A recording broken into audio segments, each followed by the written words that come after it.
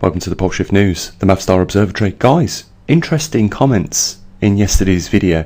I read pretty much every single one, so don't think you're wasting your time by putting your comments there. At least you know that I read the comments, and you know, sometimes I make an effort to reply to every single one of them. Sometimes there's over 100 comments, and you know, as you can imagine, it can take some time. But it was interesting. You know, you hear a lot of things when you've got a broad perspective of people's thoughts. You know, with having like, you know, a couple of thousand people watch one video, and you know, probably 100 of those will make a comment. You get a lot of different opinions from different people, and one of them that always surprises me is the one where they claim that they're awake, and I wonder you know, what it is they're actually awake for. What is it that makes them feel awake? We're going to get into some science a little bit later on in this video, so don't worry about that. And I'll just quickly say thank you for those people that, you know, supported us with a little donation yesterday. You know, it's great. If only more would help, that would be even better. But you know, thanks for those probably less than 5 that supported, you know, us out of the probably 4,000 people on the video. But that's enough said about that. It doesn't really matter. We're talking about what it is for you that makes you feel awake. And I know from the majority of the people that I ask the question to, they say, oh, we're awake, we're aware of what the governments are doing, we know about the false flags and this, that and the other. But what I think they're really awake for, and what they're wakening up to more now than ever in this point in time in human present, or history if you want, is that you're waking up to the reality of your vulnerability in the real world. And I can give you some examples of this. And you know, when we talk about, you know, what the governments get up to, at the end of the day, it poses a threat to us. It makes us vulnerable, and we know that if there's, you know, a cataclysmic event, that, as we've already witnessed, the governments don't come to our rescue, do they? But you know, we live in a hostile environment already on this planet, and our solar system is a very hostile environment. You know, above our atmosphere you can't breathe, so if you want to go beyond that atmosphere, you've got to take your own oxygen and ready full amounts of it for the period of time in which you want to stay, say, in lower Earth's orbit, or even further than that. You know, if you want to go to the moon, you've got to take your own oxygen, you've got to take your own food, you've got to take your own water. You know, you've got to protect yourself from cosmic radiation and lots of other things, as well as, you know, the possibility that you could be struck by, you know, a small meteor that you probably wouldn't, none of your equipment on board the craft would detect, travelling at speeds of up to probably 500,000 miles an hour. Yeah, let alone the particles that travel over that speed, you know, at the speed of light. So you know, we live in a very, very hostile environment, and I think it's the reality of waking up is waking up to those vulnerabilities. If we just look at the moon, for instance, here's a good example. And the first thing we're going to notice when we look at the moon, do it today. You know, if you're watching this video and it's night time now, just peek out the window and have a look at the moon. Or if it's daytime, just wait till this evening and, you know, the sun sets and the moon's visible. Have a look at it. First thing you're going to notice is how many impact craters are on there, and that is because it's been struck many thousands of times in its history. And the Earth is no different. It has not escaped the impact craters. The only thing is, it's very easy for the Earth to cover them up with vegetation, and the fact that we've got flowing water on this planet, you know, that erodes a lot of it, and therefore, you know, we don't see some of these impacts from meteors in the history of the oceans, and therefore don't leave any visible noticeable signs. But trust me, for as many impacts on the surface of the moon, there is more on the Earth, because the surface of the Earth is a lot larger. So we're always at threat, and we've never not been at threat of even a meteoric impact on this planet. But we've also been at threat from a lot of other things like CMEs, and we don't really know how many CME strikes that has hit the Earth of a, you know, magnitude which has caused, you know, probably an extinction level event or a minor extinction level event, or so on and so forth. And the reason why we're looking at this chart with the North Pole migration these years and miles, is because we are living in a time where we're approaching a major event, and that's mainly what we cover here on Poleshiftnews, and that's why we've built an observatory to observe this coming event. And recently we've seen some dramatic activity changing with that, and there's a lot of things that we're now finding out that this is linked to, such as climate change on this planet. We know when the Earth's magnetosphere weakens, it allows more cosmic radiation in. That ends up putting more water vapor in our atmosphere. It changes the normal behaviour and pattern of the jet streams, and we end up, as a result of that, being vulnerable on lots of different events. And this is why it's a lot harder for a lot of people. It's because they don't quite understand, how all these things link together. And that's what we try and do on this channel, give you a bit more clearer picture as to the single most important event that you're about to go through and everybody else is there, because this could be the game changer. I'm not trying to put fear porn in anybody at all. I think you're adult enough, if you came to this channel and you understood some of the topics that we talk about, I think you're adult enough to cope with the truth. And the truth is, we are going through a magnetic pole reversal on this planet, and it's a rare event. Yes, I now have to put a disclaimer in every time I mention this, because of the amount of people that say, oh, it could be an excursion. Yes, it could be, but let's not forget the main fact. Okay, let's not downplay this anomaly that's taking place in our lifetimes right now as being one of the most rarest and significant events humanity will ever go through, because that is the case with this. There are lots of things that, because of the result of a magnetic pole reversal on this planet, it is changing things across every scale, it seems. Not just the weather and the climate, and it's changing people's lives. Farmers are going out of business because they've lost crops, they've lost their seeds, they've had damage done to their equipment, and the farmland is going to take time to recover, and there's no foreseeable fix for this problem in the future. And we're not talking about these eastern countries like India and places like, we're talking about these major western countries that are now experiencing this very real phenomena of flooding. America, 10% crops down on the annual yield. It has affected the global food economic environment. It has sent food prices up all around the world as a result of just that. One country losing 10% of its crops. It isn't just the vulnerability now that we face of the grid going down through a CME, the floods affecting crops, a crooked government running things and not really doing what they should do, banging their conscience in a closet and, doing the right thing. We are facing so many vulnerabilities, and I think when people discuss the fact of waking up, what they're actually discussing is the understanding of some of these vulnerabilities. It's not just governments. We can't do nothing about the nature of this planet changing. But what we can do is understand the fact, first of all, that it is changing. And then if we want to do something after that point of understanding what we're facing, then it is down to our individual decisions to make those changes necessary. But I think what you need to do is have a little bit of foresight in this case as to what could be down the road.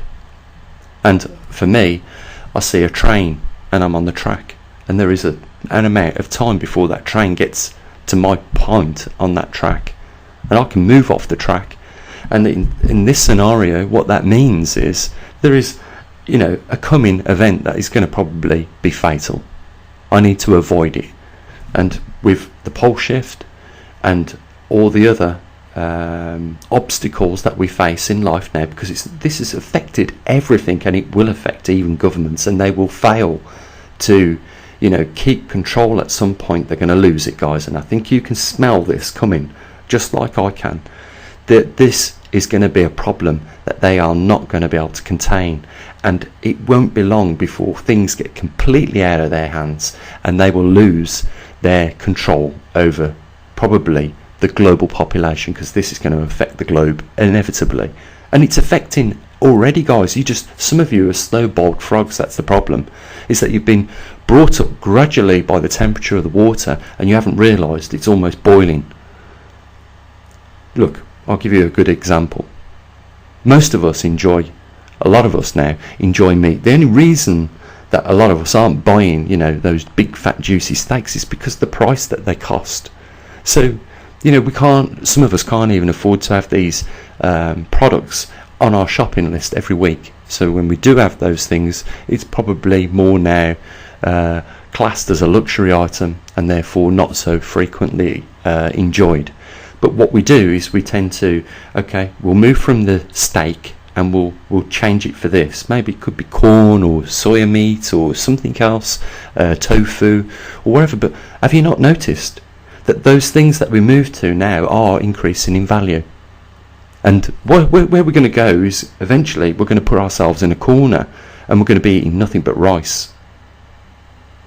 And you see, what we've been sold in this era is the belief that we could continue the lifestyles that we've been accustomed to over the last 30 years, and that's the big dramatic change that is no longer the reality.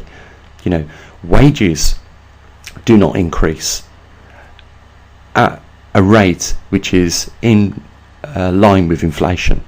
You guys know this. The price of everything, electricity, gas, fuel for your car, everything is going up in value. And what we're doing all the time is we're making cutbacks. And have you not ever paid any attention to any of these big businesses that when they start making cutbacks, if you've got shares in that business, it's time to pull your money out right there and then? Because when a company has to start making cutbacks to be profitable, it's only a matter of time before they make that fatal cutback that then changes the nature of the business. In fact, it starts to fail. And you could apply this with governments and their quantitative easing. When they have to start printing up money and adding more money to the system, obviously that when there's more of something, part of a system like gold, if there's too much gold on the market, the value of it goes down. If there's too much money and cash on the market, the value of it goes down. These are some of the things that you would probably class yourself as being awake to. And it's not always the case that you class yourself awake to the changing of the environment. But all these things are starting to catch us up right now, and we are at some point facing a cataclysmic event. You know what? There is many scientists that have already spotted these trends and know the outcome. Even if you asked Albert Einstein about things such as how do you think the Third World War will be fought, he said, I think in one of his comments, that it doesn't matter about the Third World War, but I know the Fourth World War will be fought with sticks and stones, because simply he was aware of what we have created as far as weaponry is concerned over the last 60 years.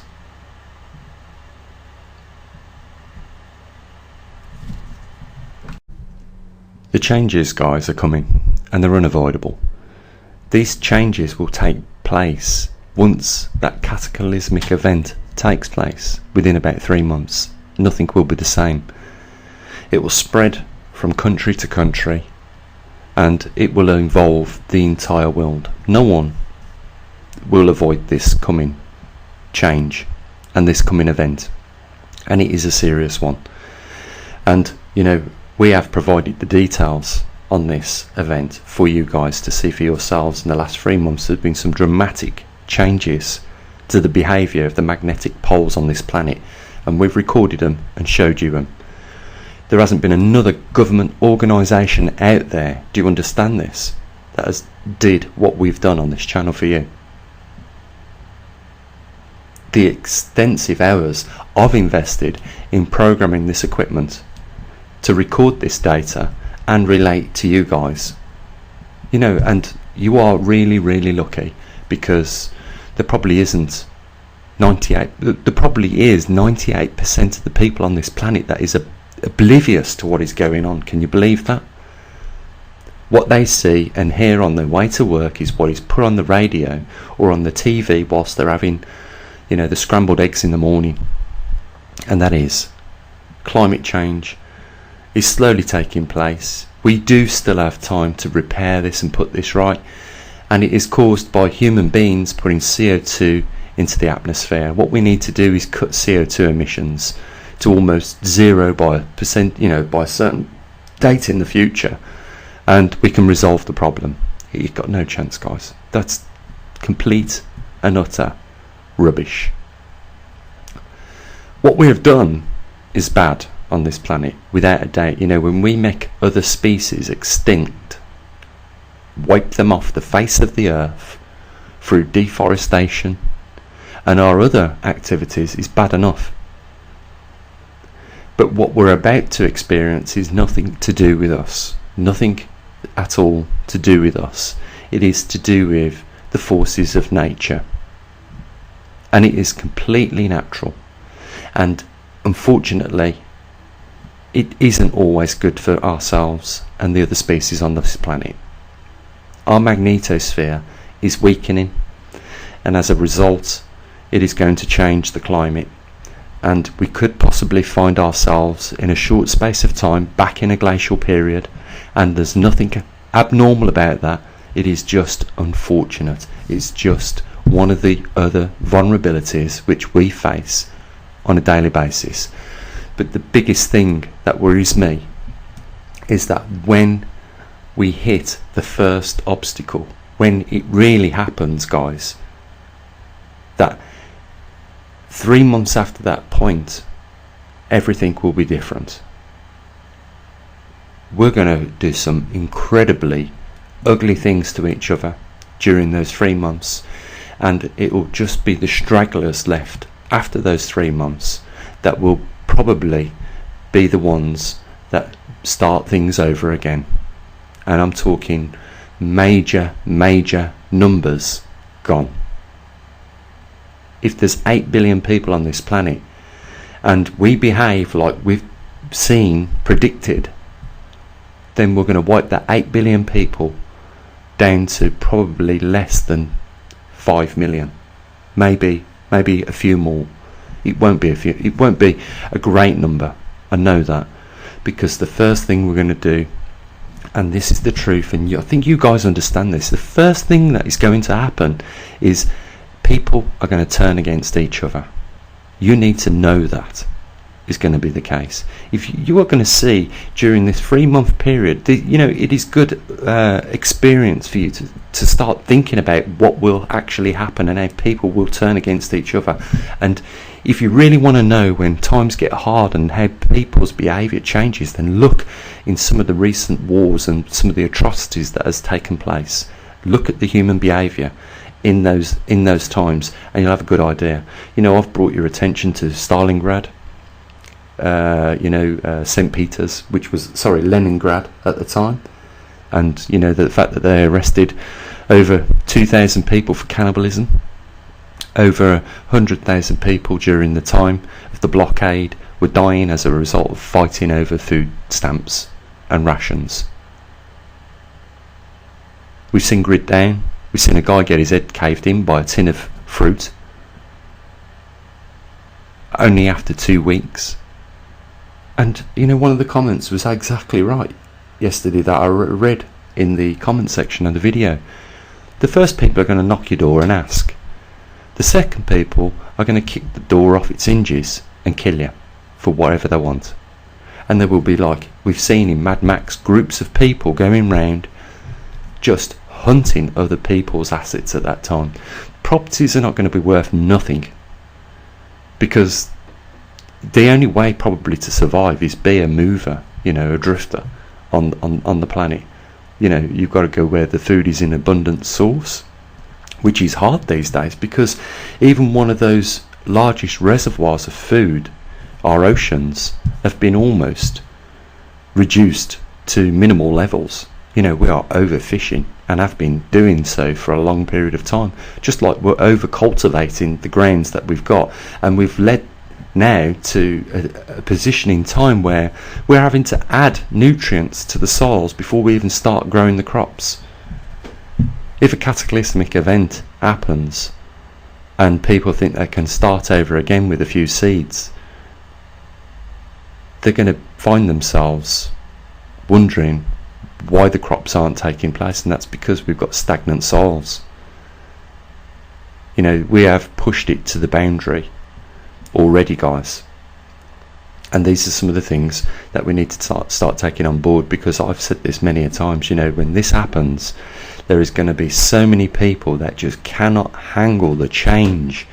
That will be dramatic. It will give them an instant nervous breakdown. They will not be able to function, and therefore their survivability rate goes down, and duration of time goes down dramatically as a result of that.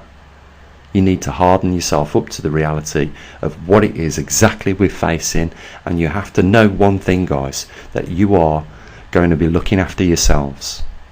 It is going to be you possibly finding your own food, lighting your own fires. There will not be petrol, there will not be cars after a short period of time, and there will not be the police and the governments, and even the soldiers will probably just throw the guns down and go back to protecting their families back at home, because they realise that what they're fighting over is not going to help the situation, and that they're better off with their families. I think there's even a mention of this in the Bible, and it's interesting, you know, because even the Bible mentions more than once cataclysmic events. And you know, you've got to realise this, even if you're not a religious person, that there's a reason some of these stories was added to, you know, this dogmatic book, if you want to call it that. It's because with religions, they do last, like the pyramids, the test of times, and that's why they're encoded in these books. You know, we have heard of floods, things raining from the heavens, you know, wars, and I believe we've been here before. I believe that we was a lot smarter in other times on this planet, you know, probably tens of thousands of years ago, perhaps before the last glacial period even started. There was probably a civilization much more advanced and technologically creative than what ourselves are right now. I just think what we've done is squandered our resources for the present time instead of investing in our future. We could have protected ourselves against things that we face now as threats.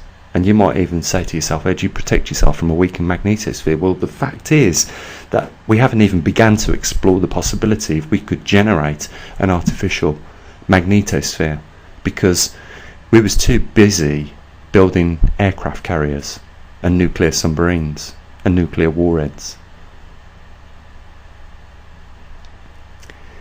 I'll leave you with those thoughts, guys. You know, it isn't about frightening anybody. It's about giving you the facts and just telling you the way it is. I'll just mention one other thing briefly. There's a link down there if you want to support what we do on this channel.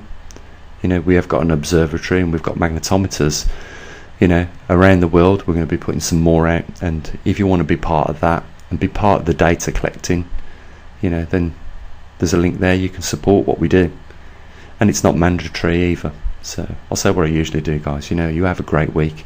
I'll be back at some point, and as always, bye for now.